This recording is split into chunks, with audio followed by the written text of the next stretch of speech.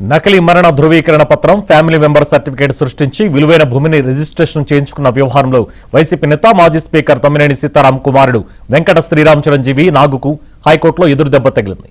Arrest నుంచి తనకు రక్షణ కల్పించాలన్న అభ్యర్థనని తోసిపుచ్చింది.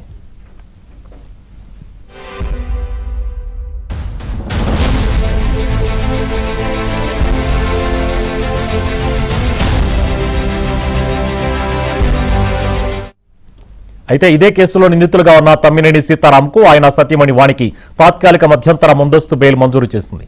తదుపరి విచారణ తేదీ వరకు వారిద్దరిని అరెస్టు చేయవద్దని పోలీసులకు స్పష్టం చేసింది. అయితే రేపు దర్యాప్తు అధికారి ముందు హాజరు కావాలని, ఆ తర్వాత కూడా అధికారి ఆదేశాలకు అనుగుణంగా విచారణకు వెళ్లాలని సీతారాంకు తేల్చి చెప్పింది. దర్యాప్తునకు సహకరించాలని, అది పూర్తయ్యే వరకు అందుబాటులో ఉండాలని ఆదేశించింది.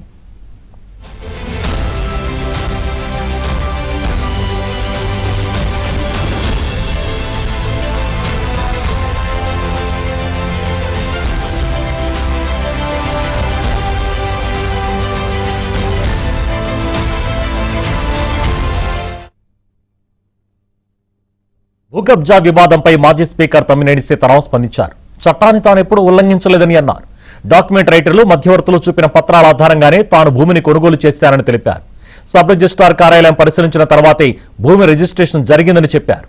రిజిస్ట్రేషన్ సమయంలో ఎలాంటి అభ్యంతరాలు తెలపలేదని స్పష్టం చేశారు. నేను గాని, నా కుటుంబ సభ్యులు గాని ఉద్దేశపూర్వకంగా వ్యవహరించే ప్రశ్నే లేదు. ప్రస్తుతం వివాదంలో ఉన్న స్థలాన్ని కొనుగోలు చేసే సమయంలో మేము ఎలాంటి అక్రమ మార్గాన్ని అనుసరించలేదు. మాకు భూమిని విక్రయిస్తామని చెప్పిన వ్యక్తుల ద్వారా డాక్యుమెంట్ రైటర్లు, మధ్యవర్తులు చూపించిన పత్రాలను పరిశీలించిన తర్వాతనే కొనుగోలు ప్రక్రియ జరిగింది. రిజిస్ట్రేషన్ సమయంలో సంబంధించిన పత్రాలన్నీ సబ్ రిజిస్ట్రార్ కార్యాలయంలో సమర్పించబడ్డాయి.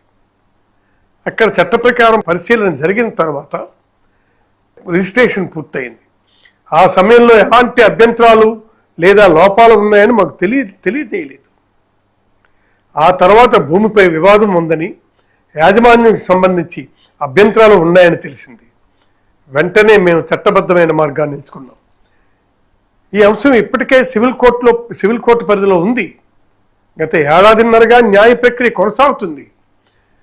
మేము న్యాయ వ్యవస్థ